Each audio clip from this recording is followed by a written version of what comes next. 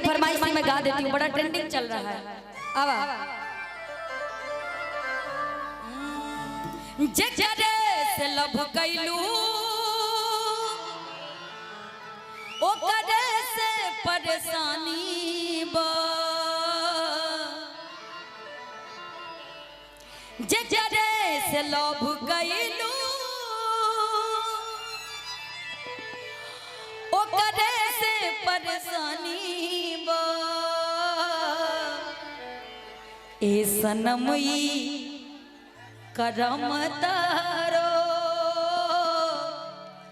लागे खानदानी बा, जजरे से लोभ गईलू ओकरे से परेशानी बा, जजरे से लोभ गईलू ओकरे से परेशानी बा, सनमई करम तारो लागे खानदानी बा, ए सनमई करम तारो लागे खानदानी बा।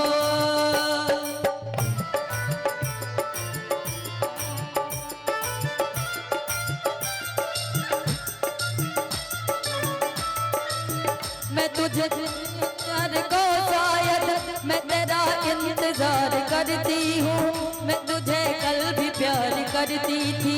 मैं तुझे अब भी प्यार करती हूँ,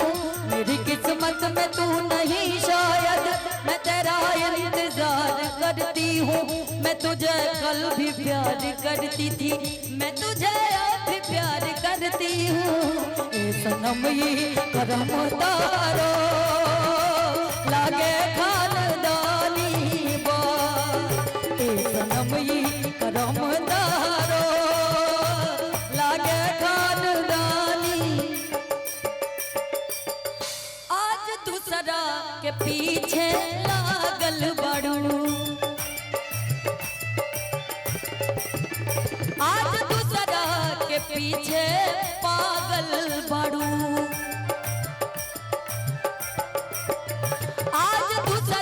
के पीछे लागल बड़ू, आज दूसरा के पीछे पागल बड़ू, कई के हमारा से प्यार ना चिन्हलू तू यार, तो हरियत खानदानी बा, हो धोखा खैनी हमारे नदानी बा। धोखा तभी मिलता है जब हम कोई गलती करते हैं, क्योंकि हम जब किसी को बहुत ज्यादा प्यार करते हैं तो ही धोखा मिलता है। हो धोखा खैनी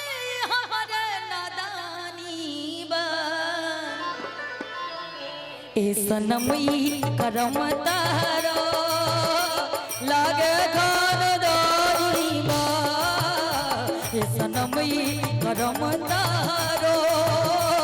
लागे खानदानी बा।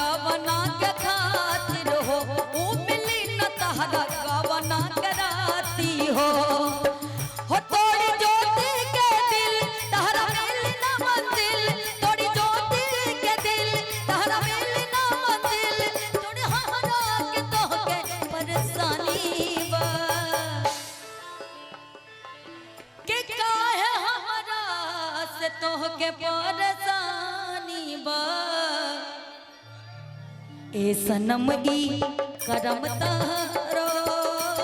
लागे गान दानी बा सनम ई करम तारो लागे खानदानी बा जकरे से लोभ कईनी ओकरे से परेशानी बा जकरे से लोभ कईलू ओकरे से परेशानी बा ए सनम ई करम तारो लागे खानदानी बा ए सनम ई करम तारो लागे खानदानी बा ए सनम ई करम